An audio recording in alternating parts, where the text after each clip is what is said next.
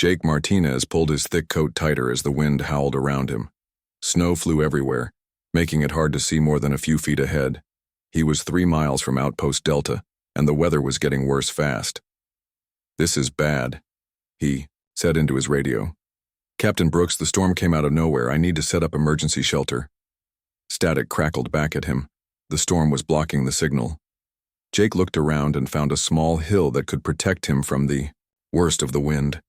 He quickly pulled out his emergency tent and started setting it up. The temperature was dropping fast. His breath came out in white clouds and his fingers were getting numb even through his gloves. The tent fought against the wind as he tried to secure it, but Jake had done this many times before. He was good at surviving in harsh places. Once, the tent was up, Jake crawled inside and turned on the small heater. The warmth felt good on his face. He checked his equipment and made sure everything was working. The storm would probably last all night, maybe longer. Jake was a scientist who studied alien life. He had been on this frozen planet for 6 months, looking for any signs that life could survive here. So far, he had not found much. Just some simple bacteria in the ice. Nothing exciting. He was about to eat some food when he heard something strange. It sounded like a voice, but very weak. Jake stopped and listened. There it was again. Someone was out there in the storm. "Hello?" Jake called out. "Is someone there?" The sound came again, closer this time. Jake put on his coat and stepped outside. The wind hit him like a wall, and snow stung his face. He turned on his flashlight and looked around. At first, he saw nothing but white. Then his light caught something, flew in the snow about 20 feet away. Jake walked closer, fighting against the wind. What he saw made him stop and stare. It was a person, but not a human. The figure was buried up to the waist in snow. The skin was pale blue, almost like ice. Long, silver hair spread around a face that looked almost human but different. The eyes were closed, and the person was not moving. Jake's heart raced. This was the first time anyone had found intelligent alien life on this planet. The being looked like a young woman, but her arms and legs were longer than a human's. Strange silver markings covered her skin like tattoos. She was dying. Jake could see that right away. Her lips were dark blue, and her breathing was very slow. Even though she looked adapted for cold, this storm was too much for anyone. Jake made a quick decision. The rules said he should call the base first and wait for orders, but this alien would be dead before help could arrive. He could not let that happen. He dug her out of the snow as fast as he could. She was light, much lighter than a human would be. Jake carried her to his tent and brought her inside. The heater was making the tent warm, but she was still so cold. Jake laid her on his sleeping bag and covered her with blankets. Her skin felt like ice, and he could barely feel her pulse. He had some medical training, but he had never treated an alien before. He warmed his hands and placed them on her arms, trying to share his body heat. Slowly, very slowly, her skin started to feel less cold. Her breathing got a little stronger. Jake kept working, warming her hands and feet, making sure she stayed covered. Hours passed. Jake watched over the alien girl, checking her pulse and breathing. Sometimes she would move a little or make soft sounds, but she did not wake up. The storm continued to rage outside, shaking the tent. As the night went on, Jake noticed more details about her. Her bones felt stronger and denser than human bones. Her skin had patterns that looked like frost on a window. Most strange of all, she seemed to be getting warmer without losing the blue color. Maybe blue was normal for her people. Jake dozed off sometime near morning. When he woke up, the storm was quieter. Sunlight was coming through the tent walls. And 2 large violet eyes were staring at him. The alien girl was awake. She looked at Jake with curiosity and fear. When she saw him move, she tried to sit up quickly, but she was still weak and fell back down. "Easy," Jake said softly. "You're safe. I found you in the storm." She said something in a language he had never heard. It sounded musical, like wind, chimes. Her voice was soft and clear. She pointed at herself and said what might have been her name. It sounded like Zara. Jake pointed at himself. "Jake," he said slowly. She repeated it, but it came out more like Zeke. Close enough. Zara looked around the tent with wonder. She touched the heater and pulled her hand back quickly, surprised by the warmth. Then she looked at Jake and said something else in her language. Even though he could not understand the words, her tone sounded grateful. Jake gave her some water, and she drank it carefully. She seemed amazed by the taste. Then she reached into what looked like a pocket in her skin and pulled out a small device. It was beautiful, made of some kind of crystal that glowed softly. She touched the device and it made soft sounds. Jake realized she was trying to communicate with someone, maybe her people. But after a few minutes, she put it away and shook her head sadly. Jake tried to ask her questions using hand signals. Where did she come from? Was she alone? Was she hurt? Zara seemed to understand some of what he was asking. She pointed up at the sky and then made a gesture like something falling. A crash. She had been in some kind of accident. Maybe a spaceship crash. That explained why she was alone in the storm. The radio crackled to life. Jake, come in. Jake, are you there? It was Captain Brooks from the base. Jake looked at Zara, then at the radio. He was supposed to report any alien contact immediately, but something in Zara's eyes made him pause. She looked afraid when she heard the voice from the radio. I'm here, Captain, Jake said. The storm is clearing. I'll head back to base soon. Good. We were worried about you. Any problems? Jake looked at Zara again. She was watching him carefully, as if she knew this moment was important for both of them. No problems, Jake said. Just waited out the storm. See you in a few hours. He turned off the radio. Zara seemed to relax a little. Jake did not know why, but he felt like he had just made the most important decision of his life. The trip back to Outpost Delta was tense. Jake had hidden Zara under extra blankets in his transport sled.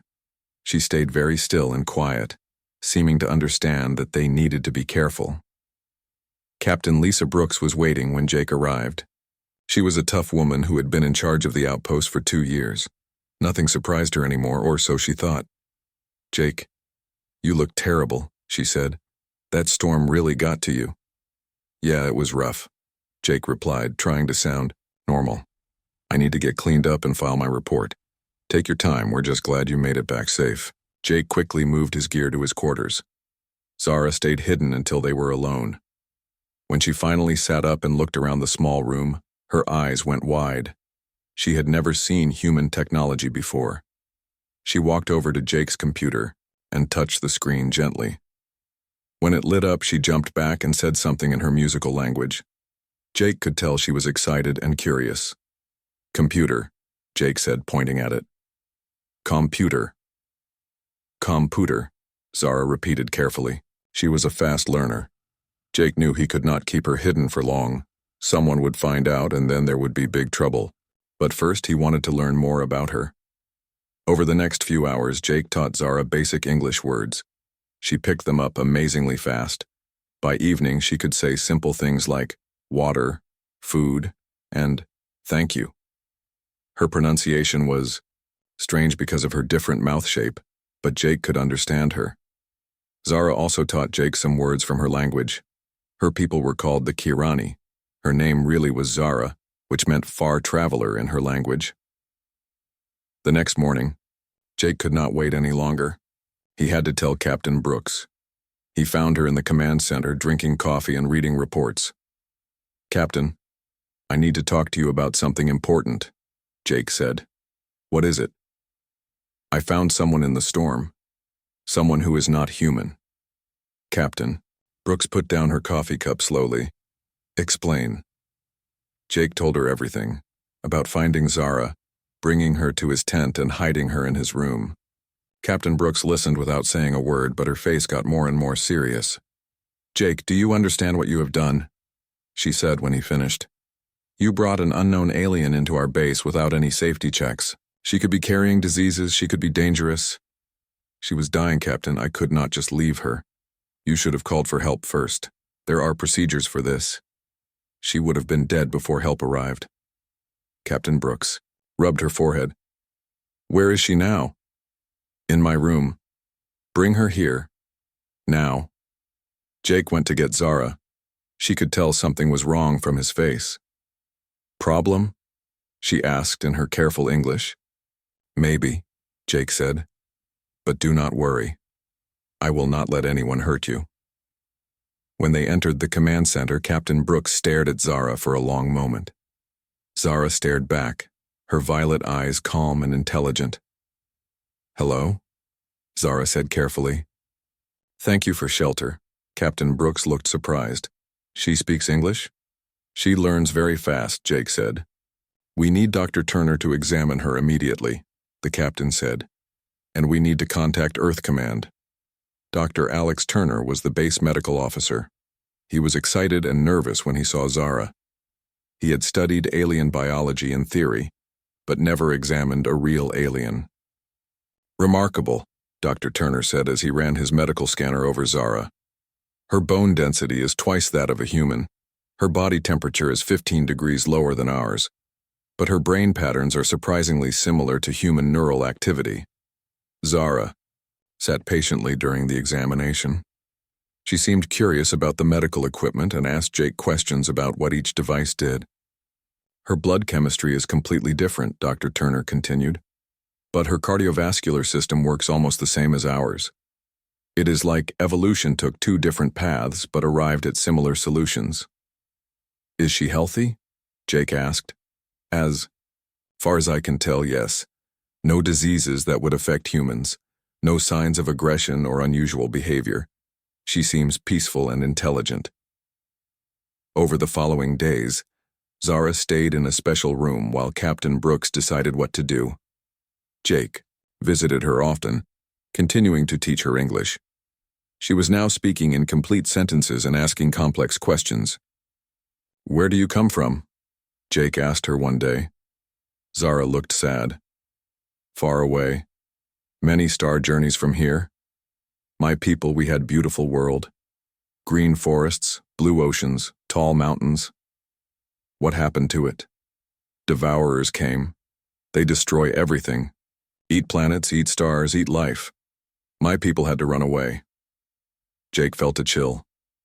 How many of your people escaped? Not many. We scattered across galaxy. Some died, some still running. I was separated from my ship during attack. Crashed here many cycles ago. Cycles? What you call months, I think. Jake realized that Zara had been alone on this frozen planet for months, surviving somehow until the storm nearly killed her. Are there others of your people here? He asked. Maybe. I do not know. My communication device cannot reach far enough. Jake thought about this. If there were other Kirani on the planet, they might be in danger or need help. Zara, would you like to work with us?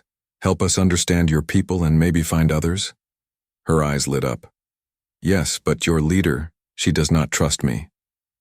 Captain Brooks is careful, but she is fair. If you prove you want to help, she will accept. You. That evening, Jake talked to Captain Brooks again. She wants to cooperate, Captain. Her people are refugees, not invaders.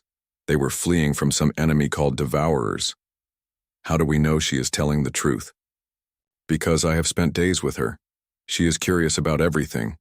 She asks about human art, human emotions, human families. She wants to understand us. That does not sound like someone planning to hurt us.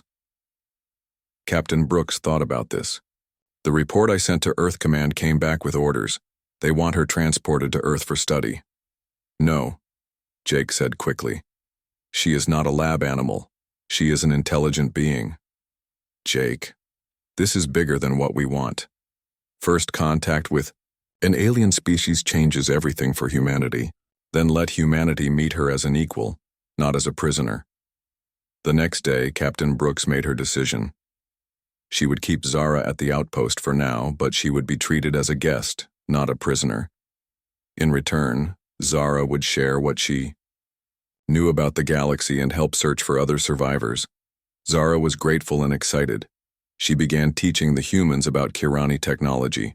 She showed them how her communication device worked and how her people made tools that could change shape. Human technology is interesting, she told Jake. Different from ours, but clever. You use heat and electricity in ways we never thought of. Our species are very different, Jake said.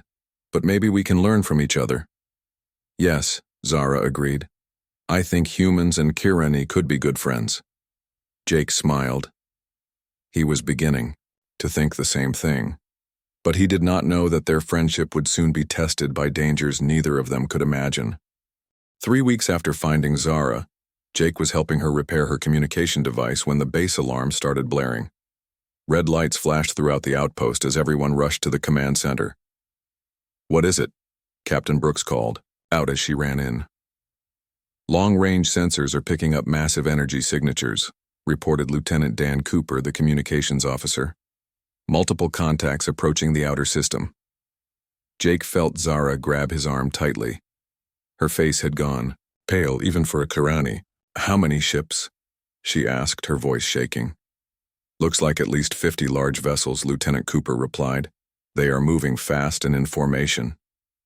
Zara closed her eyes and took a deep breath. Devourers, she whispered. The word sent a chill through everyone in the room. Zara had told them about the Devourers over the past weeks, but they had seemed like a distant threat. Now that threat was coming to their world. How long until they reach us? Captain Brooks asked. At their current speed, about 18 hours. Can we evacuate? Our transport ship can only hold 12 people, Dr. Turner said. There are 30 of us at the base. Captain Brooks looked at the faces around her. These people were scientists and researchers, not soldiers. They had small weapons, for protection against wild animals, but nothing that could fight alien warships. We need to contact Earth immediately, she decided. And we need to prepare for the worst. Jake pulled Zara aside. Tell me everything about the Devourers. How do they fight?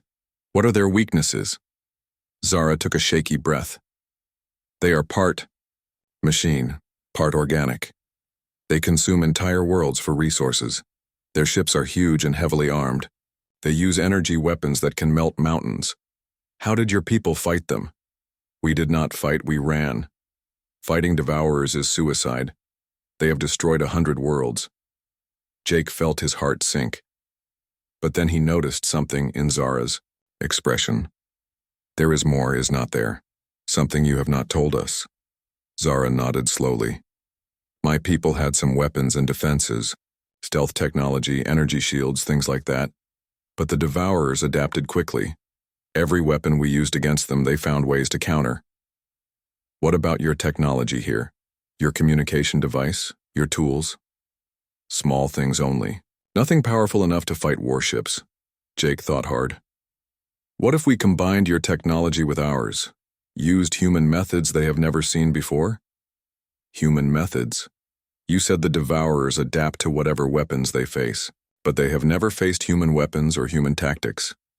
Captain Brooks had been listening. What are you suggesting, Jake? I am suggesting we do not run.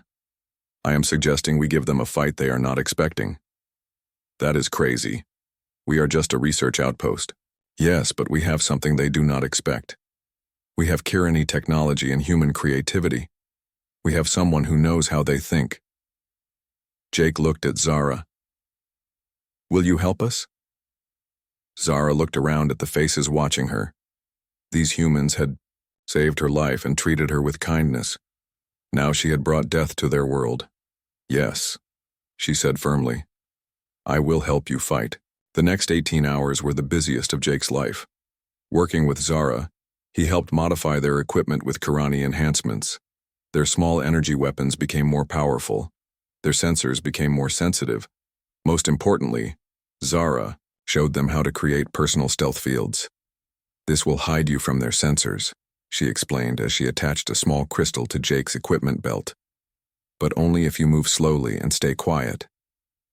How long does it last?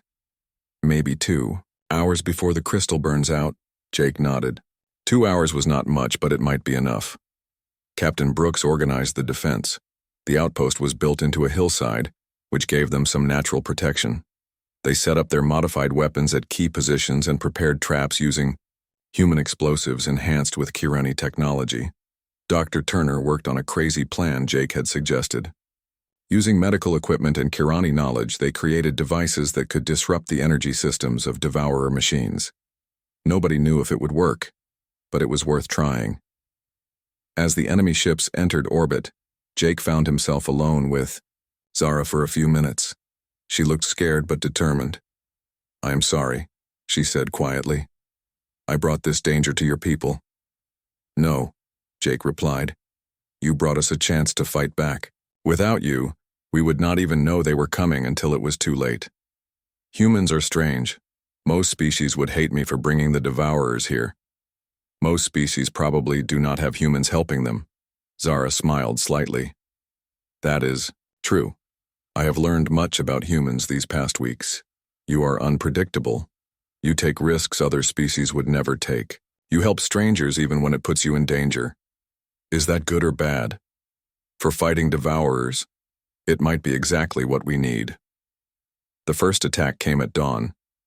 Devourer scout ships landed near the outpost, disgorging soldiers that looked like metal spiders with organic parts. They moved in perfect formation, their sensors scanning for life signs. They did not find any. Jake and his team were hidden by Kirani stealth fields, positioned around the landing zone. The Devourers moved cautiously, clearly expecting Kirani refugees who would either surrender or run. Instead, they got human guerrilla warfare. Jake triggered the first explosive device when the Devourer soldiers were directly over it. The blast, enhanced with Kirani energy crystals, destroyed 5 enemies instantly.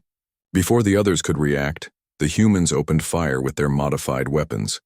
The Devourers tried to return fire, but their enemies seemed to appear and disappear like ghosts.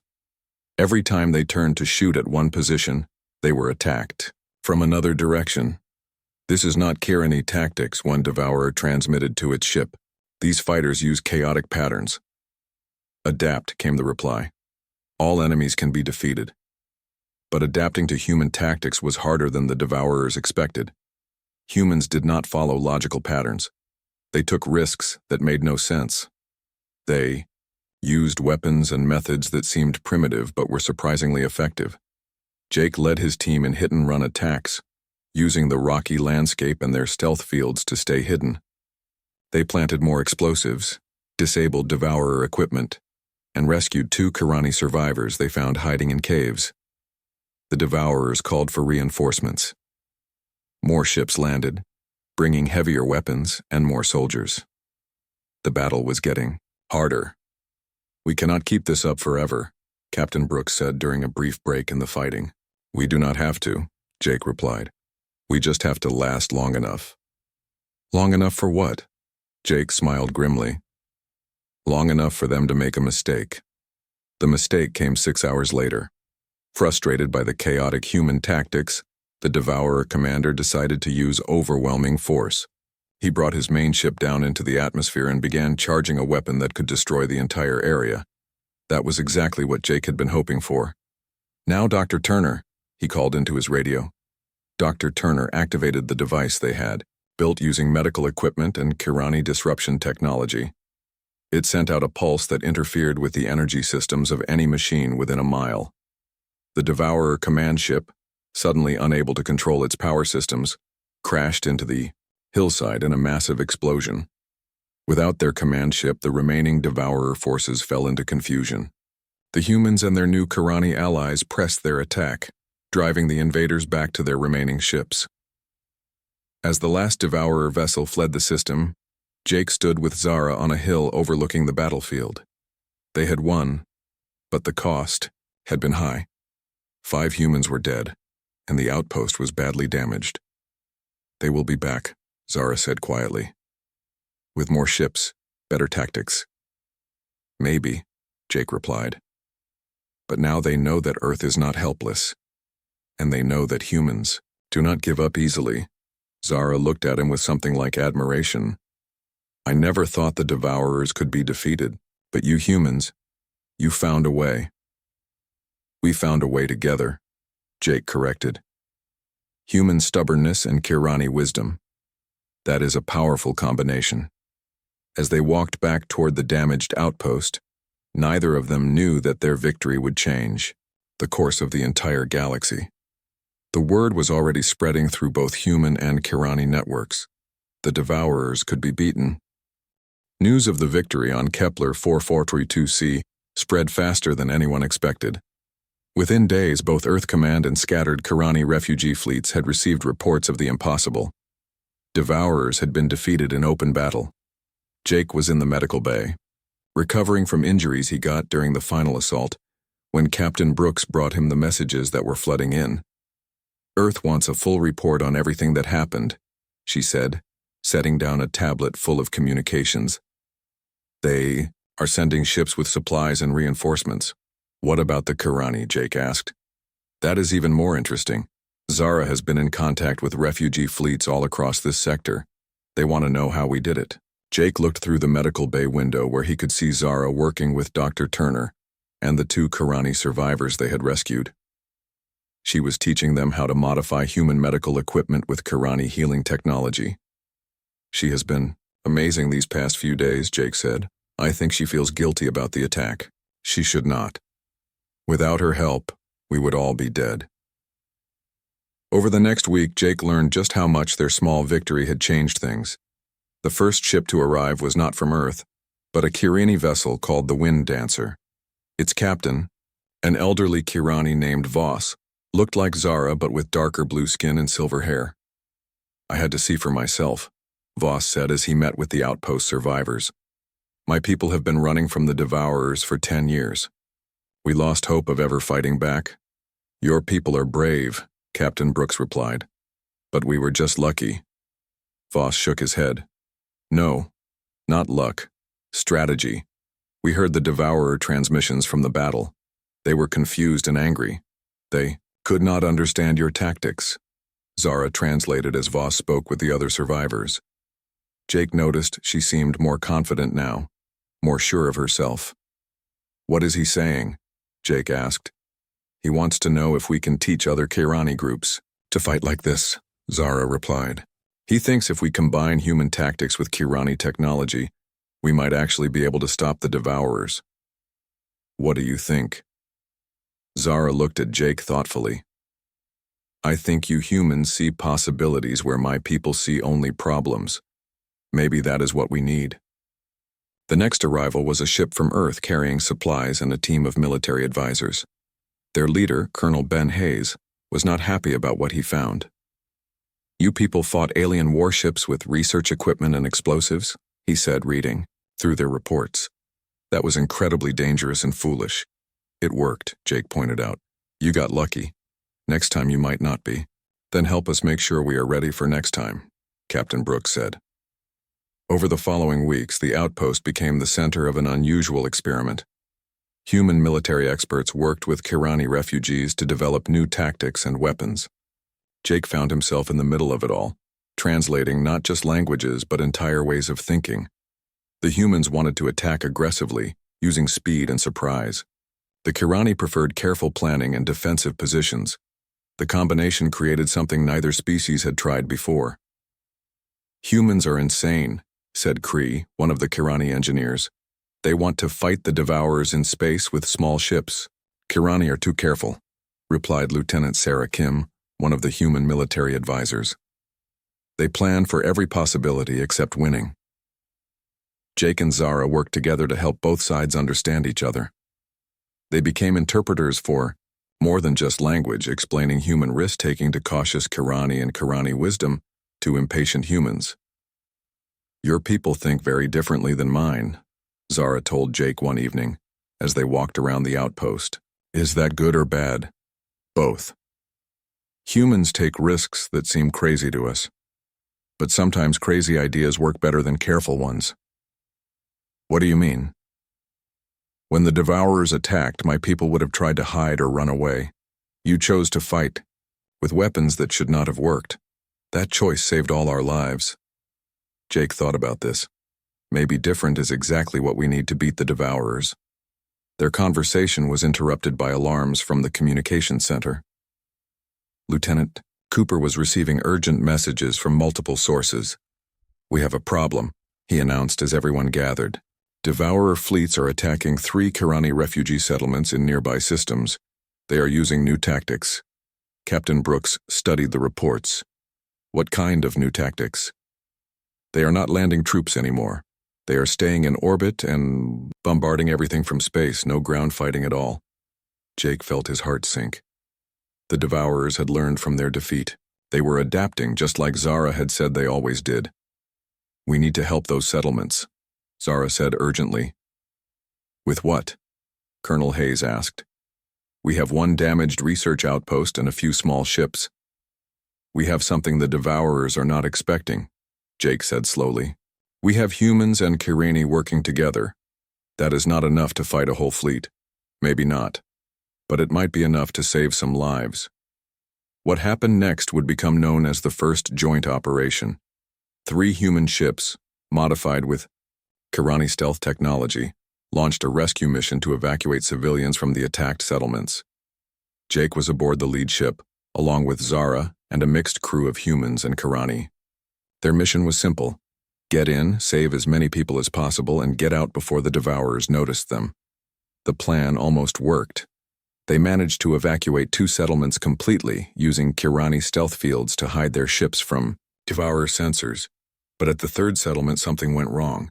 They are scanning for stealth signatures, Zara called out as Devourer ships began moving toward them.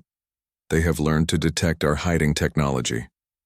How long before they find us? Jake asked. Maybe 10 minutes. That is not enough time to evacuate everyone.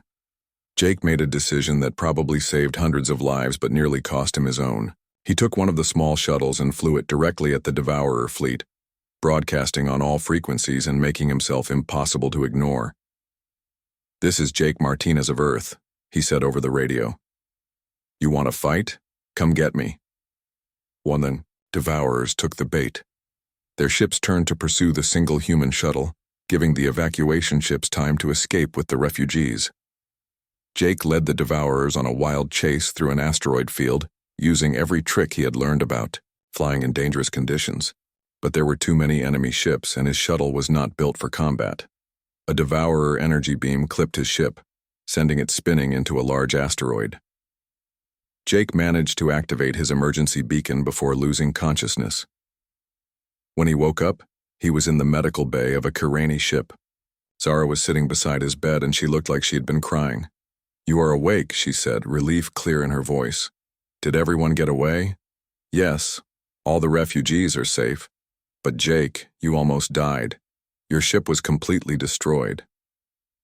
Jake tried to sit up and immediately regretted it. His whole body ached. How did you find me? Kirani rescue ships tracked your beacon. You were unconscious for 3 days. 3 days? What happened to the Devourers? Gone. They left the system after destroying the empty settlements. They seemed frustrated that they could not catch the evacuation ships.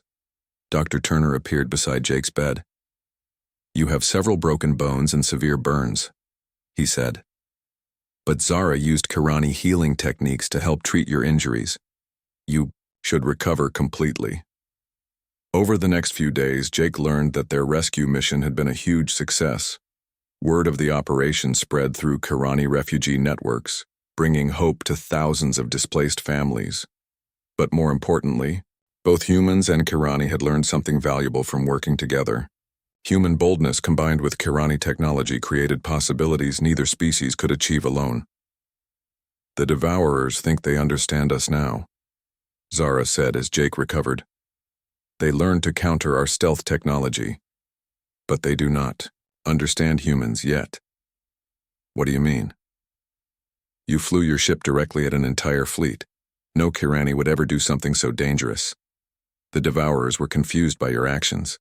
That confusion saved lives. Jake smiled weakly. Sometimes being unpredictable is better than being smart. Maybe. But next time, let us try being both unpredictable and smart. As Jake healed, he began working with Zara and the other survivors on plans for future operations. The war against the Devourers was far from over, but for the first time both species believed they might actually have a chance to win. 6 months after the first Devourer attack, Jake stood in the command center of New Hope Station, the first joint human Kirani facility ever built. Through the large windows, He could see ships from both species working together, preparing for their next mission. "The morning briefing is ready," Zara said as she entered the room. She wore a modified human uniform that had been adapted for her physiology, and she carried the rank insignia of a Joint Operations Coordinator. Jake looked at her and smiled. The scared, half-frozen alien girl he had found in the storm had become one of the most important people in the alliance between their species. "Any word from the scouting missions?" he asked. "2 more refugee settlements have been located. Both are willing to join the alliance. That brings our total to 47 settlements with nearly 2 million Kirani refugees." And Earth's response? "The Colonial Council has approved funding for 10 more joint facilities like this one. They are also sending 3 full battle groups equipped with the new hybrid technology." Jake nodded, satisfied. The war against the Devourers had changed both species in ways no one had expected. Humans had learned patience and careful planning from the Kirani. Kirani had learned boldness and creative thinking from humans. Captain Brooks, now promoted to Admiral Brooks and commander of all joint operations in this sector, joined them for the briefing. "We have a problem," she announced without greeting. "Long-range sensors have detected a massive Devourer force heading for the Centauri settlements. Over 200 ships." Jake felt his blood run cold. Centauri held nearly 500,000 human. Civilians. "How long do we have? 4 days, maybe 5? That is not enough time to evacuate everyone." Zara studied the tactical display. "The Devourers are using a new formation, spread out over a wider area, multiple attack groups. They have learned from our previous victories." "What do you recommend?" Admiral Brooks asked. Jake and Zara exchanged a look. Over the months, they had developed an almost telepathic understanding of each other's thinking. "We do not try to evacuate," Jake said. "We make our stand at Centauri." "That is incredibly risky," Admiral Brooks replied. "If we lose everything." "If we run, we lose anyway," Zara pointed out. "The Devourers will keep adapting to our tactics until nothing works. We need to do something they cannot adapt to." "What do you have in mind?" Jake walked over to the strategic display and began highlighting positions. "The Devourers expect us to defend the planet directly. Instead, we let them get close, then hit them from all sides at once. A trap? The biggest trap in galactic history." What Jake proposed was audacious even by human standards. They would use the entire Centauri system as a battlefield, hiding ships throughout the asteroid belts and behind moons. When the Devourers arrived, they would find not a desperate defense but a carefully planned ambush involving over 300 human and Kirani vessels. "The key is coordination," Zara explained as they refined the plan. "Humans will handle the fast attack runs and unpredictable maneuvers. Kirani will manage the stealth positioning and electronic warfare. What about the civilians on Centauri Prime? Underground shelters with full life support. They can hold out for weeks if necessary." Admiral Brooks looked at the plan from every angle. "This could work, but if we fail, both species lose their main fleets." "Then we make sure we do not fail," Jake said simply. The next 4 days were the most intense preparation period Jake had ever experienced. Ships arrived from across human and Kirani space. Captains who had never worked together before practiced complex maneuvers. Engineers combined technologies in ways that sometimes failed spectacularly and sometimes produced miracles. Jake found himself constantly moving between human and Kirani crews, translating ideas and solving problems that arose when 2 very different species tried to work as one. "The humans want to attack immediately when the Devourers arrive," reported Captain Voss, now commanding a mixed squadron. "The Kirani want to wait and study their formations first." "What did you decide?" Jake asked. "We compromise. The Kirani will study them while the humans distract them. Both sides get what they want." On the 4th day, Devourer scouts entered the Centauri system. They found exactly what they expected: a small defensive fleet orbiting the main planet, with civilian ships fleeing toward the outer system. What they did not find were the 200 ships hidden throughout the system, waiting for the signal to attack. The main Devourer fleet arrived 6 hours later, confident and overwhelming. They moved in perfect formation toward Centauri Prime, preparing to destroy another human world. Jake, commanding the operation from the hidden flagship Harmony, watched as the trap prepared to spring. All ships, this is Admiral Brooks. Execute Operation Unity. What happened next would be studied by military historians for generations. The Devourers suddenly found themselves surrounded by enemies attacking from every direction. Human ships darted between the larger alien vessels, too fast and unpredictable to target easily. Kirani vessels appeared from stealth, striking at command ships and disappearing again. The carefully organized Devourer formation fell apart within minutes. Their ships began firing at each other in the confusion, unable to tell friend from foe, in the chaos. But the Devourers were not defeated easily. They began to adapt, regrouping into smaller formations and fighting back with devastating effectiveness. The battle raged for 18 hours across the entire system. Jake's ship took heavy damage during the fighting. An explosion in the engine room left him with burns on his arms and face, but he refused to leave the command center. The Devourer command ship is trying to retreat, Zara reported from her position at the tactical station. Stop them, Jake ordered. If their leader escapes, they will adapt to everything we did here. The final phase of the battle was a desperate chase through the outer planets. The Devourer command ship, massive and heavily armed, fled toward the jump point while human and Kirani ships harassed it from all sides. Jake made the decision that ended the war in this sector. Taking direct control of his ship's weapons, he targeted the command vessel's jump drive at the moment it tried to escape. The resulting explosion destroyed the Devourer ship and sent an energy pulse throughout the system that disabled every remaining enemy vessel. When the battle was over, nearly 80% of the Devourer fleet had been destroyed or captured. The remainder fled the system, carrying word of their defeat to other Devourer forces across the galaxy. We did it, Zara said, slumping in her chair from exhaustion. We actually won. This time, Jake replied, but they will be back with new tactics and more ships. Let them come.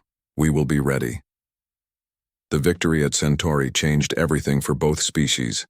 Other alien races that had been hiding from the Devourers began reaching out to the human Kirani alliance. Trade agreements were signed. New colonies were established. Most importantly, hope returned to a galaxy that had known only fear for too long. Jake and Zara found themselves at the center of these changes. They were appointed as the first joint ambassadors, representing both species in negotiations with other aliens. Do you ever think about that night in the storm? Zara asked Jake as they prepared for another diplomatic mission. Every day, Jake replied.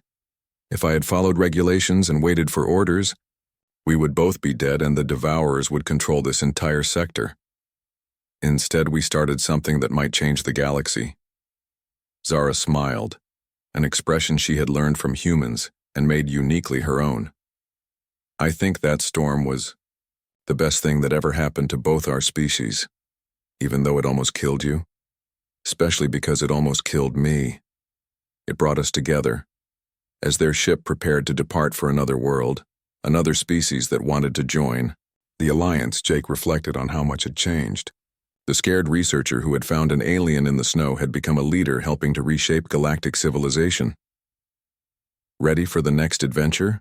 Zara asked. Jake looked out at the stars, no longer cold and distant, but full of possibility, and new friends waiting to be made. Always, he said. As long as we face it together.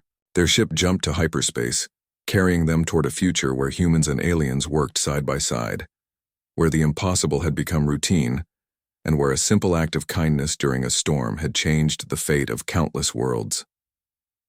Behind them, New Hope Station continued its work, training crews from dozens of species in the new tactics that had defeated the seemingly undefeatable Devourers. The galaxy was still dangerous, but it was no longer hopeless, and somewhere in the database of the station's computer, filed under historical documents, was Jake's original report about finding an alien in a snowstorm. The report that had started it all with a simple sentence. Subject appeared to be dying from exposure. Immediate medical attention was required. No one who read it would ever have guessed that those few words would mark the beginning of a new age among the stars.